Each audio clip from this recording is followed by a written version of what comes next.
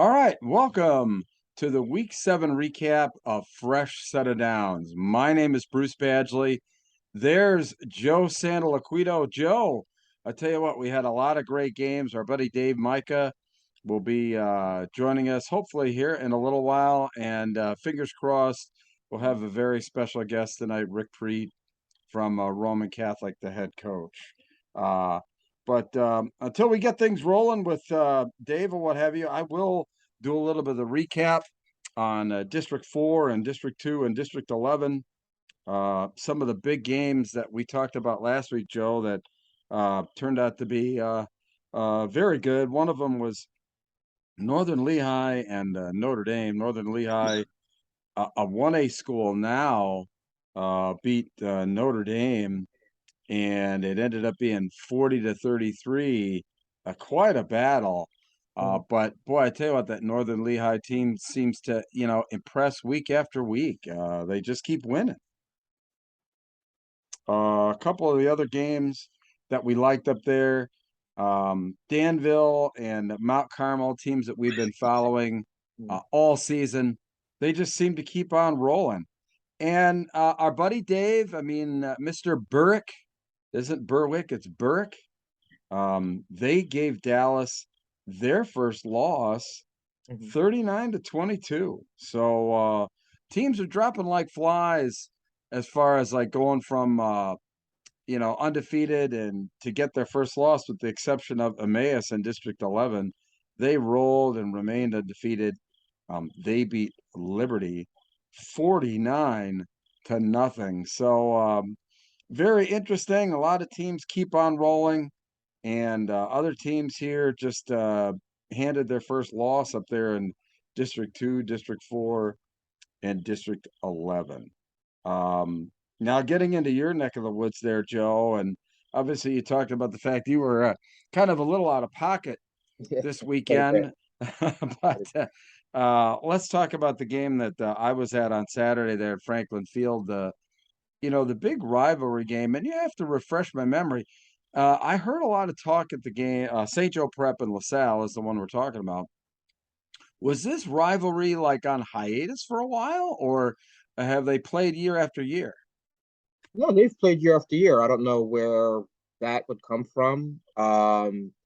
Where did that come from? What was that? I just heard it that that they got the rivalry back together, and I'm going like, I thought that they get played every year, but I just heard that in passing.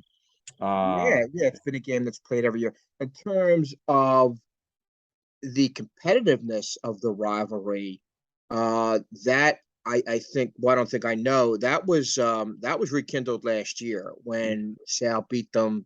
The Sal beat St. Joe's Prep for the first time, I think, in 7 or 8 years. It's a shame kind of for LaSalle because I believe LaSalle lost their next game. And the two teams met again in the Catholic League Championship, and we saw a far different game where basically St. Joe's Prep just completely rolled over LaSalle. And from what I see here, it seems as if the same continued with Prep smashing LaSalle pretty yeah, handily on Yeah, Saturday. it was. Actually, it was 6-3 at the end of the first quarter, and we commented the fact that LaSalle was probably going to sign up for that, before the game. Mhm. But the scary thing, and these are my observations, the scary thing for me, and for opponents anyway, about this is Samaj Jones is turned into a real weapon from the pocket. Last year, sometimes when things weren't there, he'd just take off and run. Now he's really turned into a very solid pocket passer. What are your thoughts on that? Yeah, I keep on saying he's the high school Russell Wilson. He's the high school what's turned into Jalen Hurts. He worked on his game quite a bit this past off season, and the biggest thing I think with Samaj is that he trusts himself. In the past, where there was some doubt whether or not I should release this ball or not, now I don't think there's any doubt at all. He knows he has a far greater understanding of defenses. He has a far greater understanding of what's coming at him. And it's just a matter of experience and poise. And we had Samaj on earlier this season, Yeah, and you after see a the way great he is. performance. Yeah, you see the way he is. You see the way he carries himself. So none of this really comes as a surprise to me. They've won now. This is what they're 5-1 now since their opening loss to St. Thomas Aquinas in August. I'm curious to know, did Josiah Trotter play in this game? He did. He was the one actually that knocked the quarterback out of What? for for LaSalle on a sack. And that he did play. He played well, actually. I mean, a couple times that, and then he made a really terrific tackle. We all marvel at the fact that he really saved the touchdown. Mhm. Um, and that down near the goal line with a very good tackle. But the thing that I found, and you know this just as well as I, we've seen the team. Their line play, both on the offensive and defensive line, is just outstanding. Um, they've got some really good. They've got a young sophomore, 6'4", 285 on the defensive line, who I thought was probably maybe the best player on the field. And then the offensive line was just solid as well, opening up some really good holes for the running game. So St. Joe Prep, I mean, they're clicking on all cylinders. They're getting into their, Catholic League season now. So they are just playing very well, and I think the rest of the state better look out on them, as I think we both knew there. Garnet Vet. Isn't this interesting? Yeah, you were just about to bring up something. You have access to these guys. I do not. It's at Penn Live, the Harrisburg Patriot News. Okay. Yep. Uh, they do statewide rankings. Mm-hmm. Do they have Garnet Valley number one? Um, 6A? that it'll be interesting to see. They had I believe Upper Dublin they had, or excuse me, they had I can't remember who they had. Number one they had St. Joe Prep. Garnet Valley was two, I believe, Okay. last year. That Now the makes, new updated Penn Live rankings come out tomorrow, so okay. we tape this show on Monday Okay. night, so they won't come out till tomorrow. But Now, last week, who was number one in 6A? St. Joe Prep. St. Joe Prep has been, Okay. I think, number one all along. I don't think it's been anybody, even when they lost their game. I don't think that they dropped from the number one ranking, but they're number one at 6A by Penn Live. Upper Dublin, who's still undefeated out of District 1 there, they have them, or at least had them, number one last year. I can't see how that would change since they won again. And in 5A in District 1, Strathaven, Upper Dublin, and Chester are all 7-0 in 5A. I mean, that's quite a logjam there between those three teams in District And 1. and there's going to be some awakening this weekend. It's a game that I'm going to attend. Uh, we have Chester going to Downingtown West. I will be at that game on Saturday night. I'm sorry, Friday night. Saturday night I'll be in New York. Friday night I'll be in beautiful Downingtown at beautiful Cotmire Stadium to see a team that I saw earlier this season, Downingtown West, play a very good Chester team. Now, I'm curious to know if there's been any word whether or not this Coatesville Downingtown West game is going to be replayed sometime. I don't think Yeah. it's right for us to get into any speculation because we know some of the rumors that are out there. I certainly don't want to perpetuate anything right now. But we do know, and what we do know as a fact is that game was postponed because of a very serious matter. And Was it people online threats? Were there threats or there threats online? there I were don't, there were there were threats. I don't want to speculate as to whether they were online or what we do know that there was some threats made. They felt as it was in the best interest of the game to postpone the game. Downingtown West certainly wants to play the game. I'd like to believe Coachville does too. Um, so we'll see what happens with that. I don't foresee a week off for Downingtown West here. Maybe they're going to have to double up during the course of the remainder of the season before the season lets out here at the end of this month. And think about this: the season is letting up the end of this month. yeah. Yeah, That's not it. a lot of time to make that game up, Remember. that's for Yeah, sure. and it's a game that needs to be made up for both of those teams. Sort Well, out playoff rankings. I see, I agree. See, and you make a great point because I think that it doesn't just affect the two teams that are playing. It affects all of the power rankings, and as tight as they are, in both in 6A and 5A, um, it's very important that they play that game. I mean, because somebody's going to win and somebody's going to lose, Yeah. and that affects it cascades down through the entire schedule that both teams play. So it's far-reaching the effect of how the rankings may play out, as well as maybe who does or doesn't get in. I mean, that's what people, I think, have to be cognizant of why you want to play the game, right? Yeah, yeah. But I also believe there's some other things that need to be sorted out. Again, I don't want to get into any more of that for the time being. But there's some other things that need to be sorted out, and Sure, let's see sure. where that goes. I think for both of our interests right now, we leave things as they lie until the operative word is again sorting out. So Yeah, correct. Until there's some public statements by officials, of the district and the schools, I think that's important.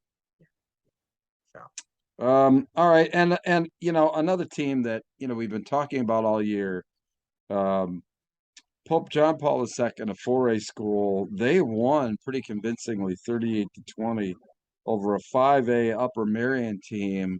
Not a bad team, but I tell you what, Pope John Paul II, they don't have a lot of 4A competition in District 1, but this is a team that I think on a statewide level is going to make some noise, come the postseason. What do you think? I believe so too. They are a small school and a well, yeah, that's right. They're a Pac-10. They They're are. a school, right? Yep. So there's others, yeah, there's 5As and 4As there. Um, so let's see how that goes. I think what's happened here is again looking here at the schedule. Let's take a look here. Pottstown, yeah, they've only won one game. Take a look at Phoenixville. Phoenixville might be an interesting test here. Phoenixville is a 5A. Uh, they're 5-2. So let's see here in a couple of weeks, the weekend of the 21st, what Pope John Paul is able to do. I believe, help me out here, Bruce. Did they reach state quarters or state semis last year? Pope John Paul last year, I think they Yeah. lost. I think they lost in the quarterfinals, not the semifinal. The quarterfinal Okay. they They got reached to quarters. in the States, but boy, I tell you what, they're primed to make another deep run in the state tournament as well. They've got another really talented team out there. Um, but turning our attention to my home district, District 3 here, the big game was actually in the Lancaster Lebanon League in Section 3. The number one team in 5A, Solanco, was hosting the number two team in power rankings in 5A, Elizabethtown. And it came right down to the last play, and Solanco ends up winning that game 35-32. Just a tremendous game on two rivals. Um, and we'll talk a little bit about the power rankings here in a moment. Another big game was a 6A game. Hempfield went into Wilson and beat them 20-16. I think I saw something that had been on about 10 or 11 years since Hempfield had beat Wilson. And gosh, the Black Knights of Hempfield, they're leading the way in 6A, excuse me, in Section 1 of the Lancaster Lebanon League. They're in first place now. They're number 2 in 6A in the power rankings. So Hempfield having a wonderful year. And talking a little bit about, a game that I literally couldn't believe the score when I saw it. Mannheim Central beat Lebanon 83-7. Now, I mean, I, I that's a tough one.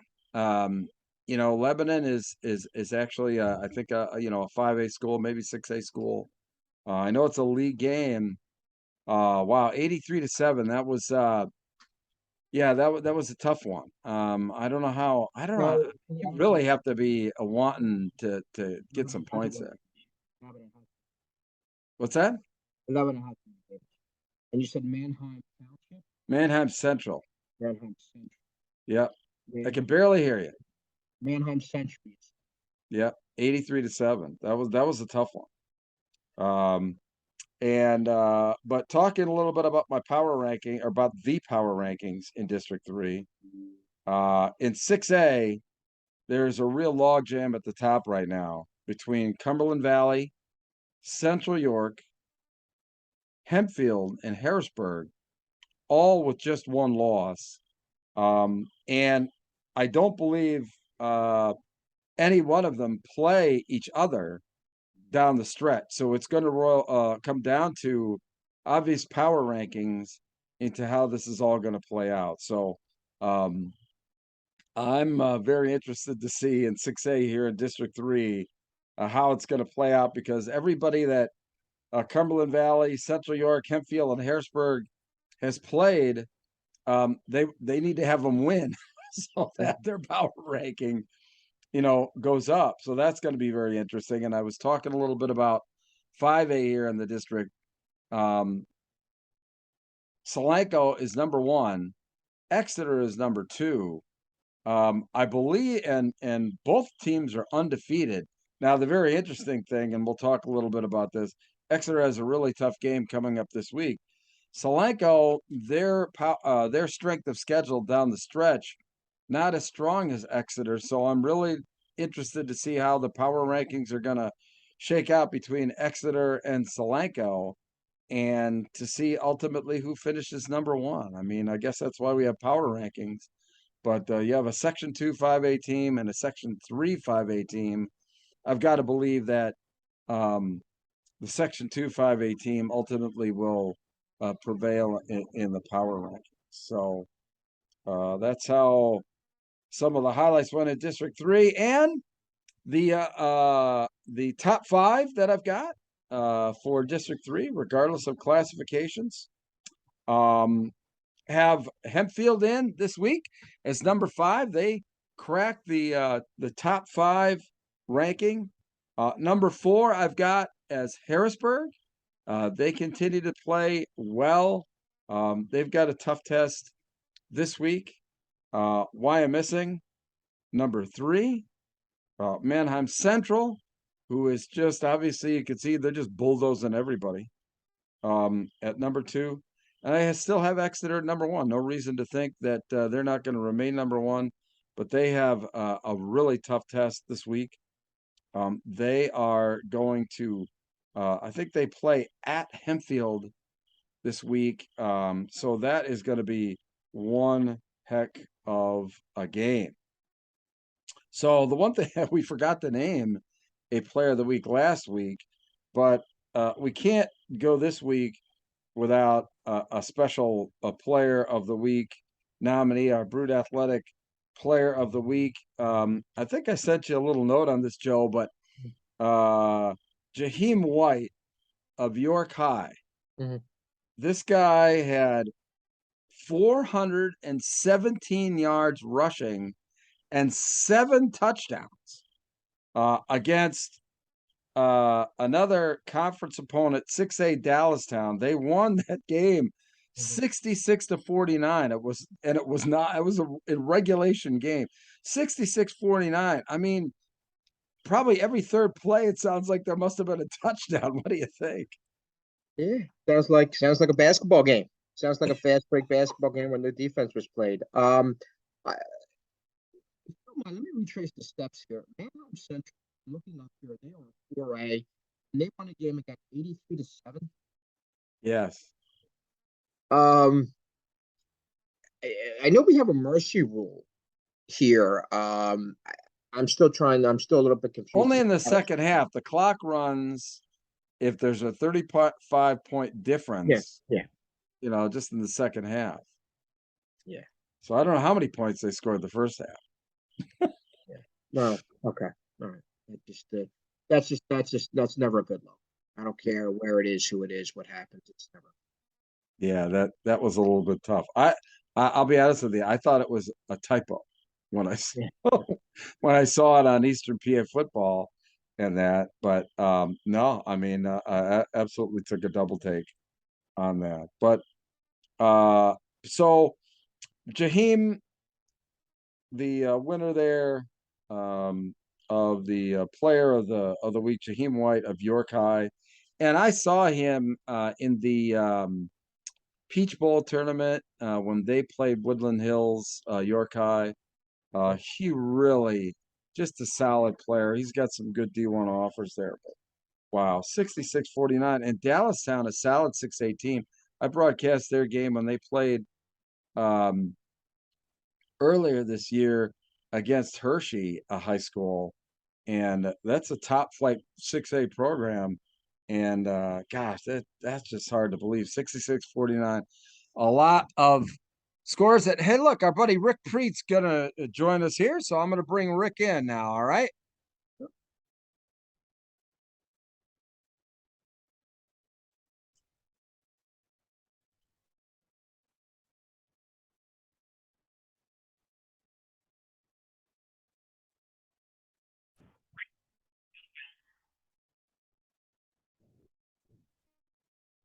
Hello, Rick.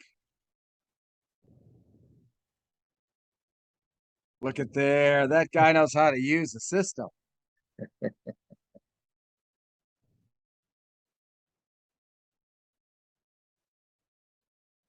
Can you hear us okay?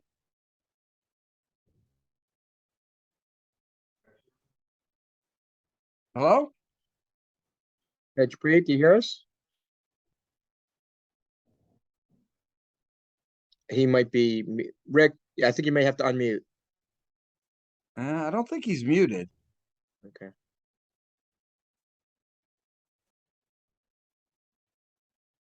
Got that really cool Roman Catholic hat on. Those colors are pretty Yeah, cool. I like that. The purple. Yeah. All right. I think he's going to try there. Perfect.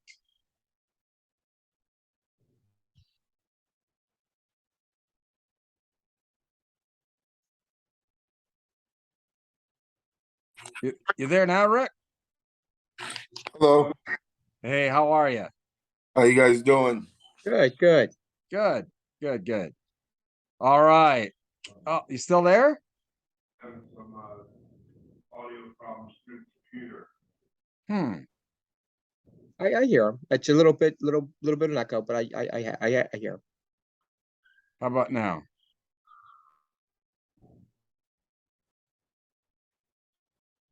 Rick, do you hear us? I think he's going to try it again. Okay.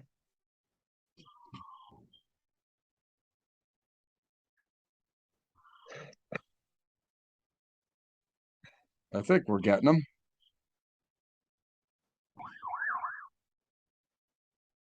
Oh, he's going to try it again. Live and in person. So yeah, no, Rick's done a great job over Yeah. at Roman Catholic. I got the last time I saw him. Actually, I saw him their team last year up against LaSalle, and they've just really done a great job. Rick and the staff there, they've really played all comers. They've played teams not only across the state of Pennsylvania, but they've played some really tough opponents, from outside the state too. I find it interesting that traditionally, St. Joe's Prep traditionally would play LaSalle the final game of the season. Mm-hmm. This year they're playing Roman Catholic. Yeah. Friday night, the 28th. I may be going up to State College the next day. Ohio State is playing at Penn State on the 29th. But yeah, this is it's going to be a fun game. I don't know. Maybe we can ask Rick where that game's being played. But I'm looking forward to seeing them. I saw them. I saw Roman Catholic earlier this season against Malvern Prep, and it was a great game. I mean, we're seeing what Malvern Prep's about. Malvern Prep is arguably they're a 5A. They're arguably one of the best teams in the state. The shame of it again is that the Interac does not. They don't participate in PIAA. They're one of the major leagues, if not now the only major league that doesn't participate in PIAA. You there, Rick? I am. I'm getting this video together. Terrific. Yeah, I'm sorry, having some That's all right. but I should be good to go here in just a second. Sweet.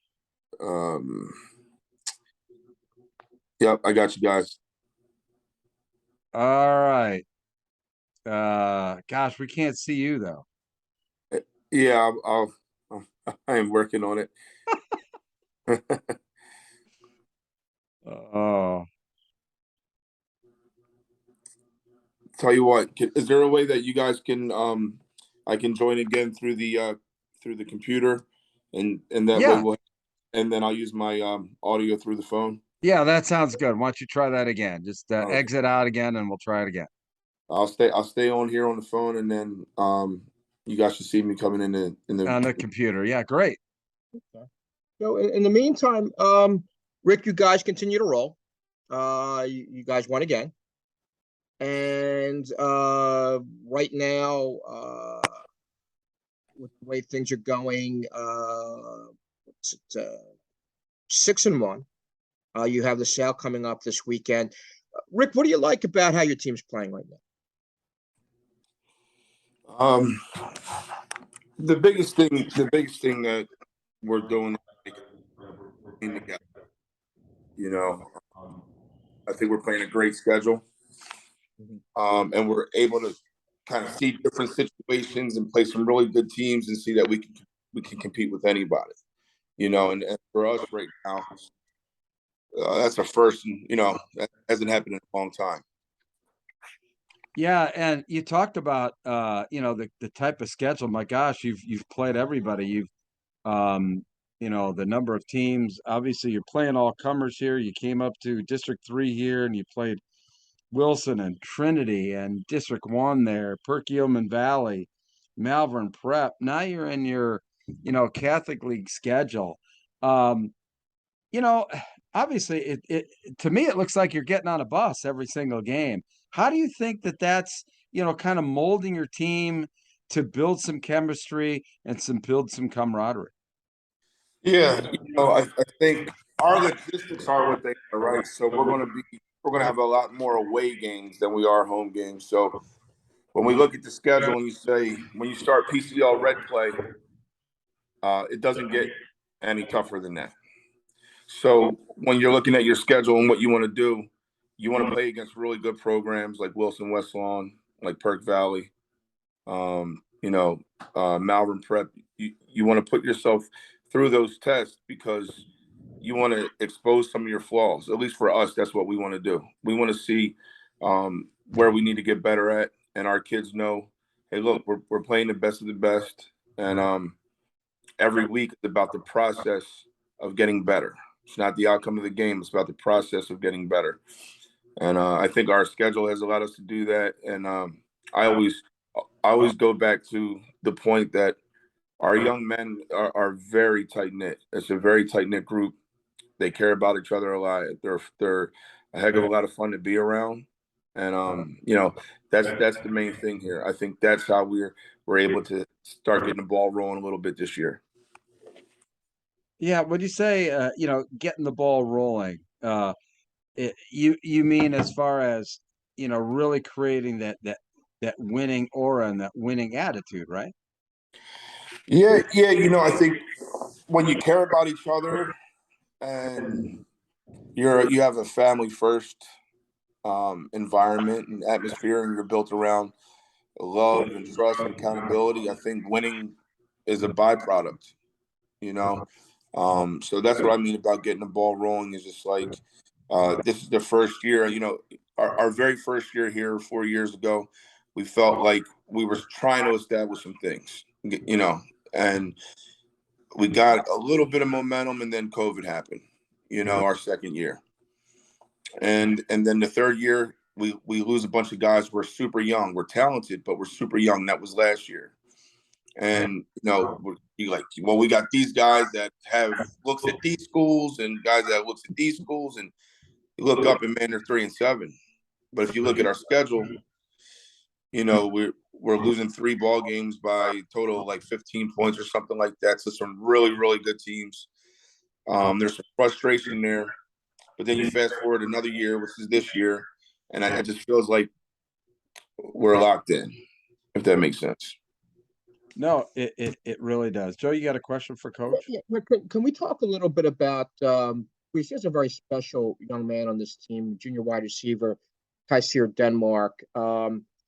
My God, I mean, he was as advertised. I had heard about Tyseer for a couple of years now. It's the first time I actually saw Tyseer in person. And first thing out of my mouth, Rick, after the Malvern Prep game, who's the first word? Who's the first name I brought up? I believe it was, yeah. With Tyseer. Oh, I don't know, but Marvin. I brought up Marvin.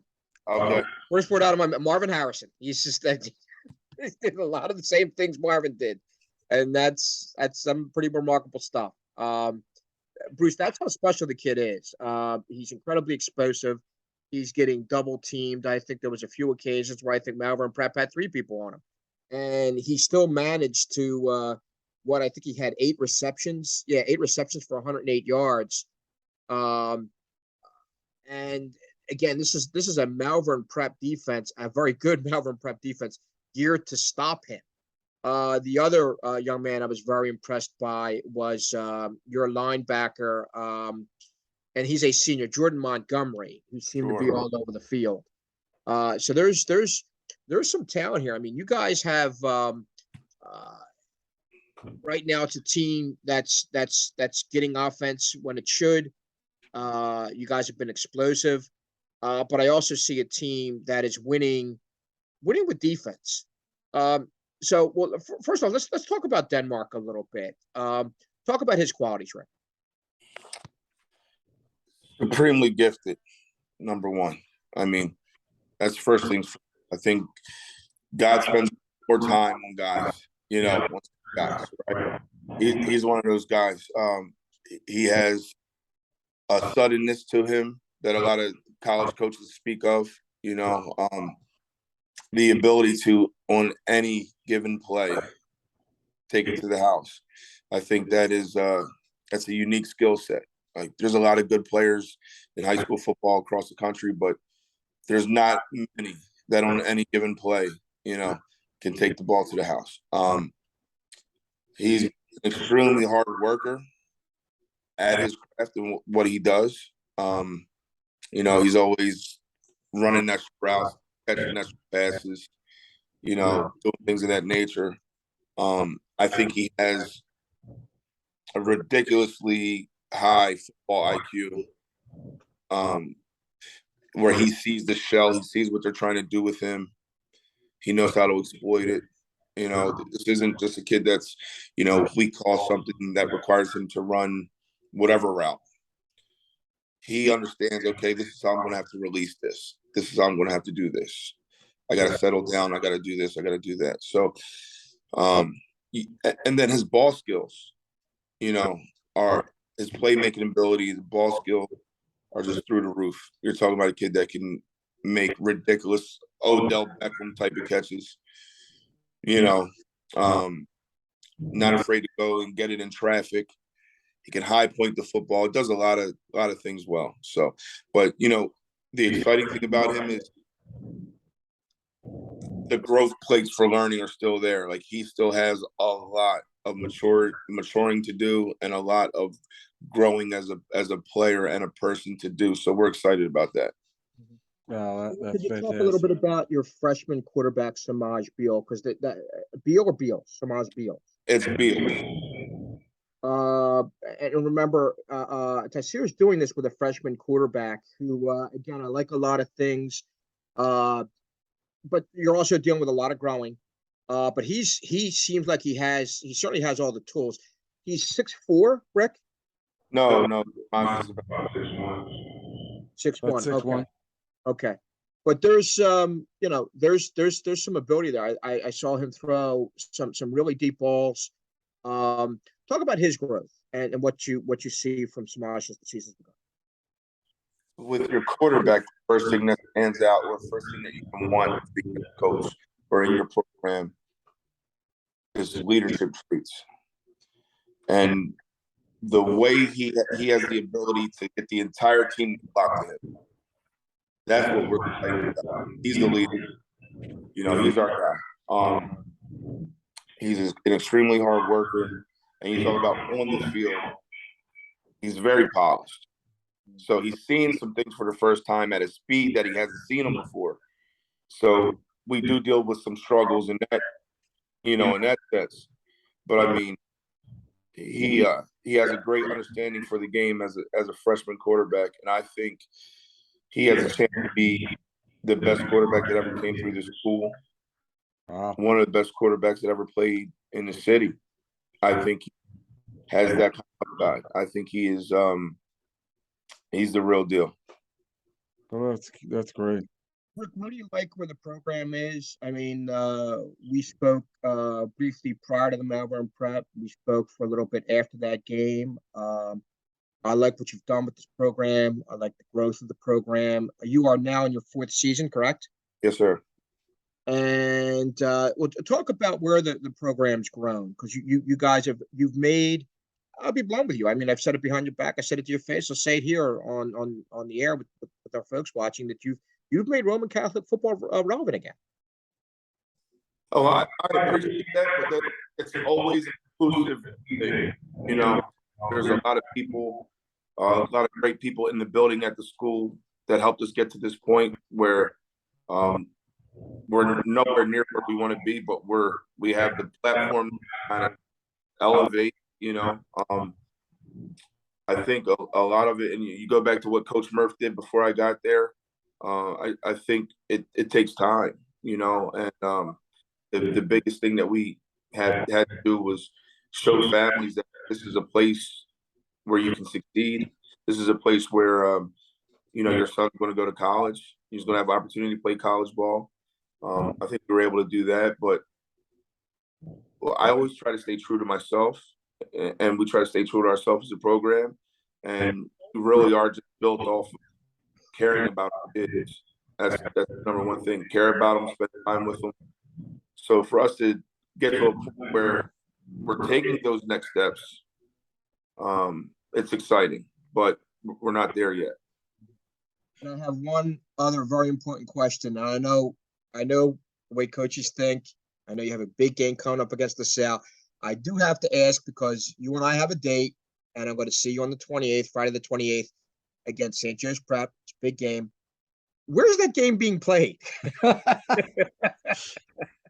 would imagine that game's going to be at O'Hara. Okay.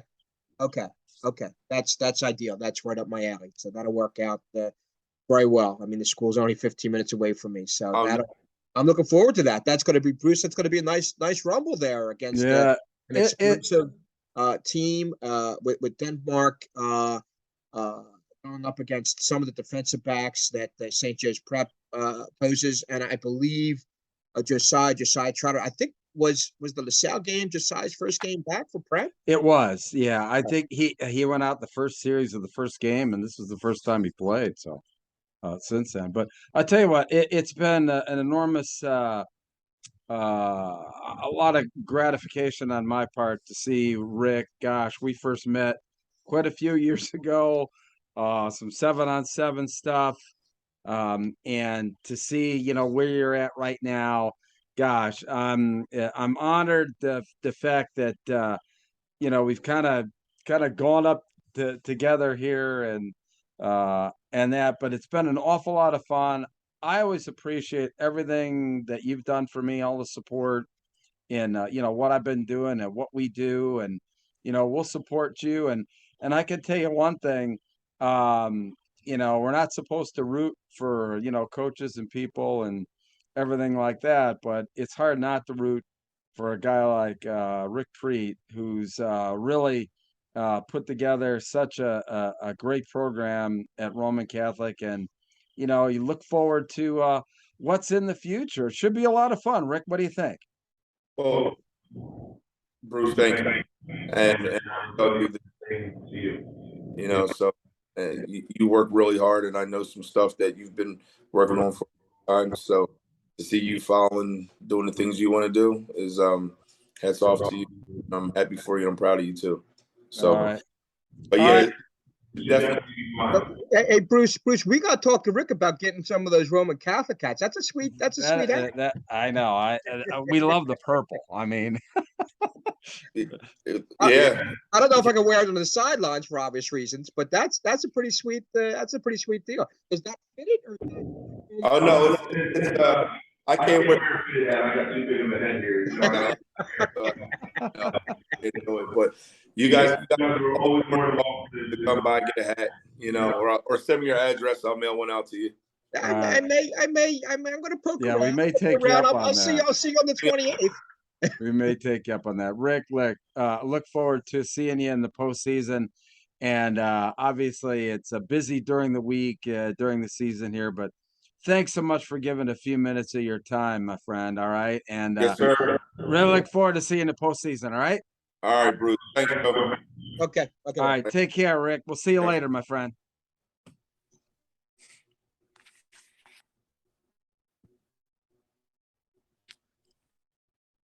Yeah, I tell you what, Rick. Cool. So there's some history there, huh? Yeah. Oh my gosh. I'll never forget the first time that I met Rick Prete. It was at a 7-on-7, actually at Reading High. And I was just starting to get in, covering 7-on-7 and what have you. Rick and I, we had a lot of great conversations. When he was doing his 7-on-7, and he's a big proponent of 7-on-7. And that's where I got to know Rick. That's where we got to know one another. And, it's just kind of grown from there. And I was so happy when he got the job at Roman Catholic. And like I said, easy to root for guys like Rick Prete, that's for sure. Yeah. So you got to take into consideration everything here with Rick and with Roman, because again, we're over here in the Philadelphia area. Everybody thinks football revolves around St. Joe's Prep. And for the most part, a lot of it does. But I will say this: St. Joe's Prep doesn't grow unless Roman Catholic grows. LaSalle doesn't grow unless St. Joe's Prep grows. Father Judge and Archbishop Wood, those programs don't grow unless the LaSalles grow. I mean, that's right. The saying is all boats rise. And for a while there, and to touch a little bit on something you had mentioned, you just had heard over the weekend at the St. Joe's Prep LaSalle game in reference to rivalry. Again, that was a very, very lopsided rivalry that had been a lopsided rivalry for some time. LaSalle had beaten them during the regular season last year, I think for the first time since I might believe since 2014 or 2015. And then again, it's been St. Joe's Prep again. That's why Prep plays the schedule, the type of schedule that it plays. I mean, Tim Roken at St. Joe's Prep could certainly turn around and load his schedule up with, I'm not going to call them cupcakes. You have very, as you saw, Bruce, you have very competitive teams in this Southeast Pennsylvania area, but you also have teams that St. Joe's Prep would roll over. And the problem with that is it doesn't get St. Joe's Prep anywhere, and it doesn't get anyone anywhere. No, it doesn't get it. You're right. Exactly right. That's why Prep plays the schedule it plays. The other thing that makes Prep an interesting situation, and I see Rick Prete leading Roman in this direction. You know what? You have a kid that wants to turn around. I want to go to St. Joe's Prep. Why? Well, there's a lot of reasons why. It's a great academic school. it's a special school. It's an academically demanding school, but also, I'm at St. Joe's Prep. Next thing you know, I'm on ESPN as a 14, 15, 16-year-old kid playing on national TV on a Saturday afternoon or a Friday night. That's invaluable, Hmm. and where Roman is as a football program, I like to think, I like to hope, Coach Prete, and I think he's leading this football program in that direction. The basketball program is nationally renowned. Top notch. Yeah.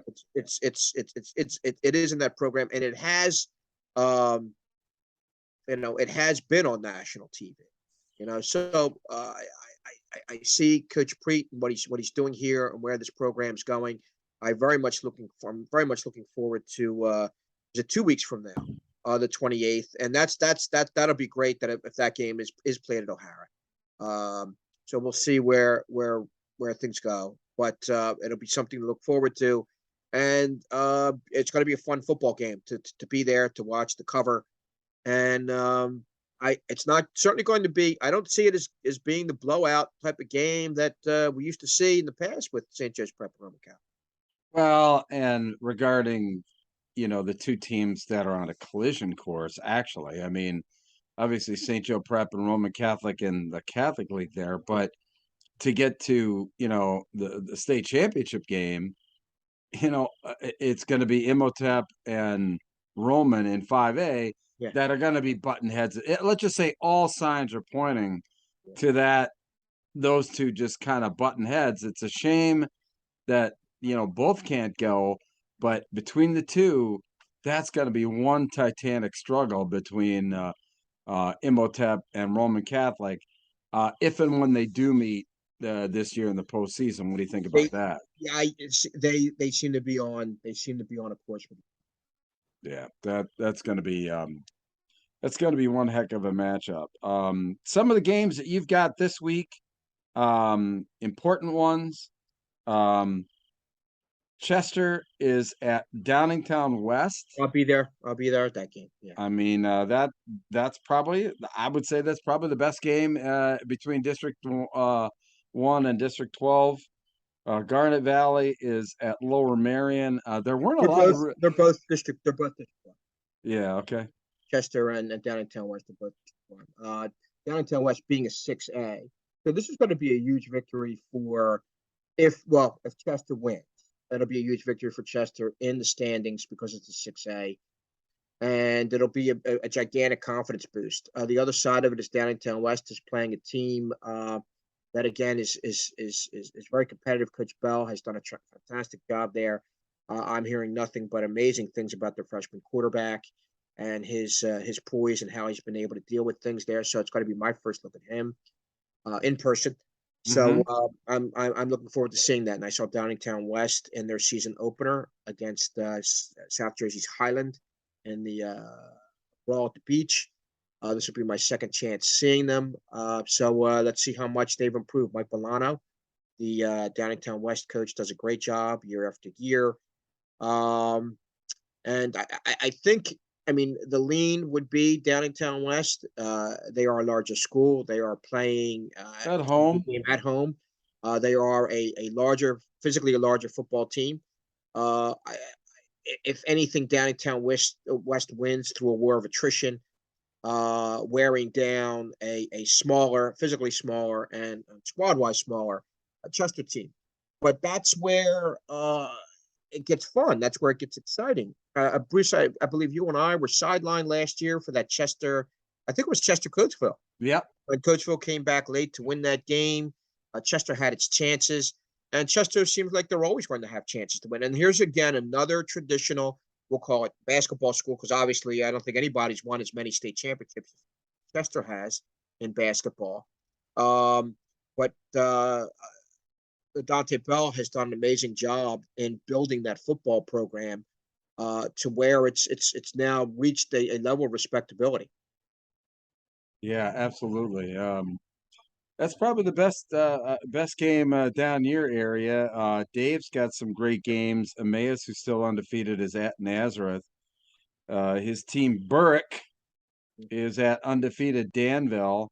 We've been talking about Mount Carmel all year up there in District 4.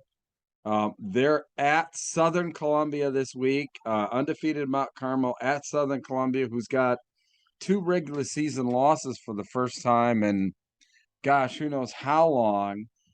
They're at home versus Mount Carmel. That's going to be one titanic struggle there too. Also, 2A Troy area still undefeated, and they're at Northwest area. I've got 3 pretty good games.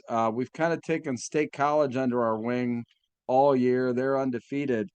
They travel down and play at Severance Field in Harrisburg Saturday afternoon. So that's going to go a long way to determine not only the Mid-Penn Commonwealth champion, but also whether or not Harrisburg is going to be in the running as a 6A top seed for the postseason.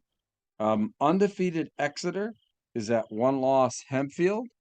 And that's a 5A versus a 6A school. But I don't ever recall this late in the season that in the Lancaster Lebanon League that a Section 2 leader has played like the Section 1 leader. So very interesting. And then just kind of near and dear to our hearts around here in Berks County, it's the Frost Bowl. I bet you didn't even know that we had a Frost Bowl, did you, Joe? A Frost Bowl being played in October. The Frost Bowl. Well, it kind of coincides with, like, there's this thing called the King Frost Parade, and but the Frost Bowl, it's a rivalry game between Schuylkill Valley and Hamburg. Hamburg having a great season. Schuylkill Valley at 5-2. Both of these teams vying for a Lancaster Lebanon League Section 5 title, and so that's what goes down the stretch.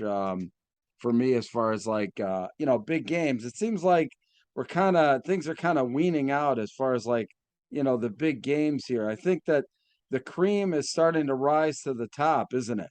Yeah, it always does. And the teams that for the most part that are traditionally there are there, and then you have teams like Roman Catholic, you have teams like Chester, teams that have traditionally been underdog teams. Let's see if they can get there. And again, Chester made history last year by making the district playoffs for the first time, and hopefully this year, this is the year they break through that threshold and win their first district playoff game in 20. Yeah, and like I said, like I was just talking about here, there's some like you talk about the usual suspects like Southern Columbia, Harrisburg State College. They're still kind of fighting it out. So it's going to be really a fun week of football, my friend. I'm sorry Dave didn't make it. I don't know. I guess he got hung up in traffic or something, right? He's our guy. Dave will look forward to Dave will seeing be him. on, I'm sure, again with us next week there. We really need that District 4, District 2, District 11 expertise there. But our buddy Dave Micah from Eastern PA Football will be on next week, I'm sure. The other thing about Dave is Dave's like a statewide guru. Oh my God. He's yeah, he knows everything, everyone. I'm like, I think, I have some things down here in Southeast PA, and then he'll bring up something like, Jesus, where's that come from? So he's yeah, and I remember when I first met Dave with the Maxwell Club and where Eastern PA football was, and now, I mean, he's getting 7-figure hits, especially during this time of season. So Yeah. he's guru, man, and he's really done an amazing job with Eastern PA football and how he's built it up into a brand. Yeah, There you and go. I'll be honest with you, it is everywhere that I go, all the media people, especially in television, just rely so much on everything that Dave puts out on the website. I mean, all the leaders, the scoring, the history. I mean, there's nobody else that does it like Dave and Eastern PA football for what they can provide media people as well as fans. Clearly, I mean, we're fortunate. I'm fortunate that I've been able to be with Dave as long as I have. He's a great friend of ours, and he's great for football in the state of Pennsylvania. That's for sure. Yeah, definitely. But listen though, when when you post this, you got to tell him he can't watch the last 5 minutes because we're saying glowing things. I've told it to his face too.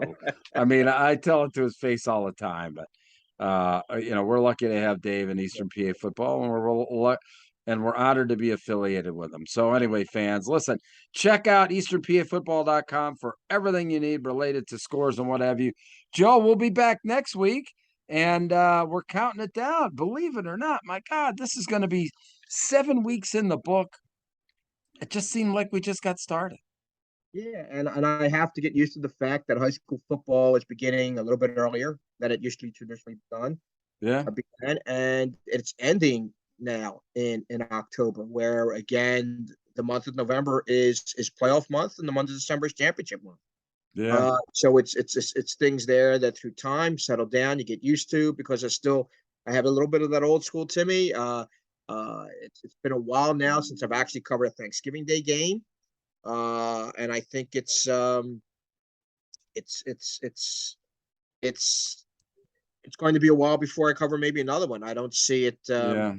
It's a They've got, shame. I used to love Thanksgiving Day football. And there's been a number of major rivalry games that I used to attend year after year. But uh, then you have to start to weigh it. Where what is bigger? That Thanksgiving Day game, well, it's great. You have a lot of people that come home and people that see you, people that you haven't seen, that type of thing, or the chance you're giving young people here a chance to win a once in a lifetime opportunity to win a state championship. And to me, because I remember when the state tournament was beginning and it started to spread up and get bigger and bigger, we have 16 teams in District 1. I believe both 5A and 6A that qualify for the that qualify for the district playoffs. So it's that big I time. believe does supersede those traditional Thanksgiving Day games. Yep. Again, because again, you're giving people an opportunity to be in situations like, again, here's a situation with Chester. Those young people there at Chester have a chance to not only make the district playoffs again, which it looks like they're heading in that direction. I actually think if they pull this off, they win this weekend. I believe that may clinch them a District 1 playoff berth, again for the second straight year. And again, giving them that chance to win a district football playoff game for the first time in school history. So for the young people there at Chester, this means quite a bit, and it certainly I would believe it would supersede anything in terms of a Thanksgiving Day game. Yeah. Yeah. Interesting. All right, lots more coming. Hey, listen, thanks for tuning in this week, gang. We'll be back next week with another edition of Fresh Set of Downs. I'm sure with another top flight coach as our guest interview. So for Joe Santalaquito, our absentee Dave Micah, I'm Bruce Badgley. Hey, listen, we'll see you next week. All right, take care, everybody. Enjoy the games.